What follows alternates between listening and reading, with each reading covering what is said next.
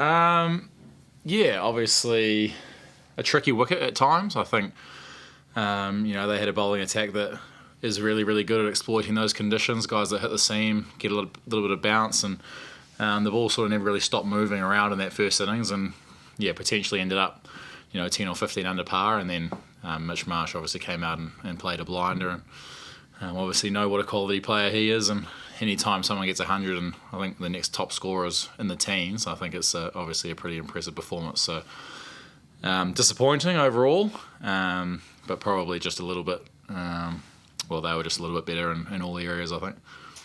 Can you talk us through your bowling spell? You had your first 3 overs, took 4 wickets, and then came off. Josh Hazlewood bowled 4 on the trot. Were you wanting to do the same and just bowl out there, or was it save yourself for the end? Similar types of bowlers. I mean, you got to juggle your bowling resources as best you can in that scenario. Brace has obviously felt that bringing one of the big boys back on was the option to try and break another partnership, and we did sort of take wickets throughout the innings. So it's just one of those things. You get a partnership going. You want to try and mix it up a little bit, and the way Mitch batted obviously was against everyone was outstanding, and I certainly don't think me not bowling the 4th over is the winning or losing of the game. It's been a bit of a strange week for you. I imagine you weren't named in the squad and then sort of have to rush down here at the last minute. Can you talk us through how it's all sort of gone? I mean, it's just about being ready, I guess. I think, at the start of the week I was, eyeing up the start of the Ford Trophy in a couple of weeks' time, and sort of gearing up training towards, the end of the month. But I think the way, cricket works these days around the world is you're never more than, a flight away from playing in a game 3 or 4 days later. So you sort of just stay ready and keep your phone on, and whether it's for New Zealand or for other franchise stuff, you just basically got to keep yourself ready all year round these days. Where are you at with your future? Obviously, it's a big few months coming up for New Zealand. You were left out of the series as we build towards the World Cup. I know it's hard to sort of say what you might want, but do you know where you're at in terms of your future? Well, it's very easy to say what I want. I want to win a World Cup for New Zealand. That's the reason I'm still playing and still available.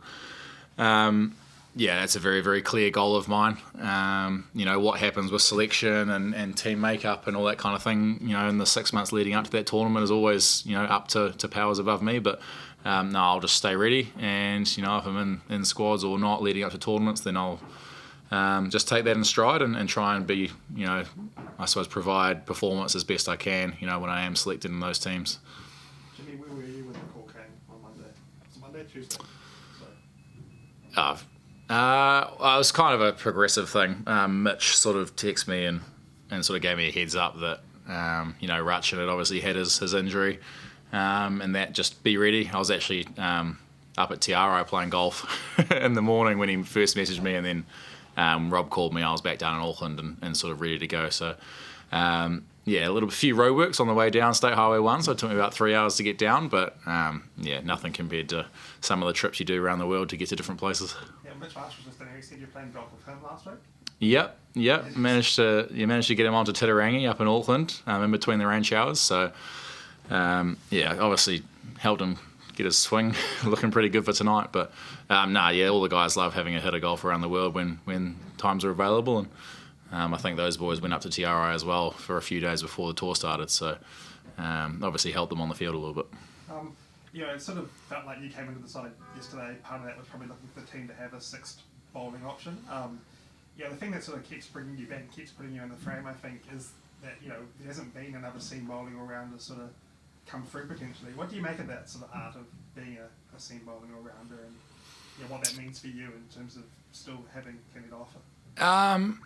It's a tough one. I think it's rare around the world, I guess.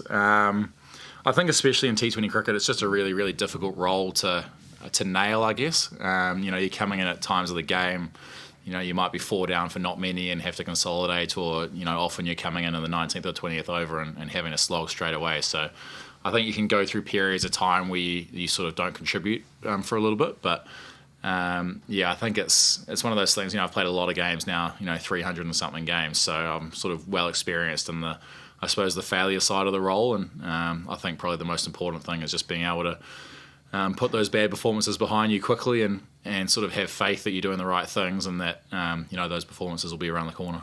And just lastly, I guess part of what's added to, maybe the surprise of you ending up sort of being back involved this week was New Zealand Cricket announced those casual contracts for a few guys who were in the T20 plans the other week. And you were among them, right? No, I wasn't. Was that something you were in talks about or were looking for, or I guess was that something? Yeah, I guess was that something you were sort of trying to? No, in all honesty, I didn't hear anything about them before they were announced. So no, there was no communication on that front. Is that an avenue you would like to go down of being a casually contracted player? Yeah, yep.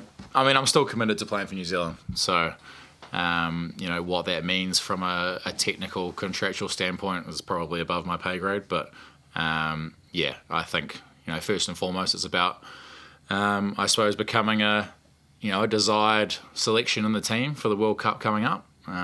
Anything around that is largely irrelevant in my eyes. You sort of just mentioned it before, but with the amount of cricket that is played these days across the match, do you think it's feasible that all-rounders can keep coming through? I don't think it's feasible for a seam bowling rounder to play all three formats. I don't think that's possible with the current schedule, and I think we're seeing guys like Ben Stokes, Andre Russell, guys that are shorter format players having to choose between formats because I think the nature of the beast is international cricket is sort of 7 or 8, 9 months of the year now, and the most desired guys are spending 2 months in India at the IPL as well. So if you ever want to see your wife and your kids, you've got to give up a format. So for me, having been non-selected in Test cricket quite a while ago, it's made it a bit easier just to focus on both the white ball formats. So I suppose that's never been really a question that I've had to ponder. Is Red Bull cricket something you would like to have another crack at? I would lean towards no, but cricket's a funny game. Thanks, guys. Thanks, Jerry.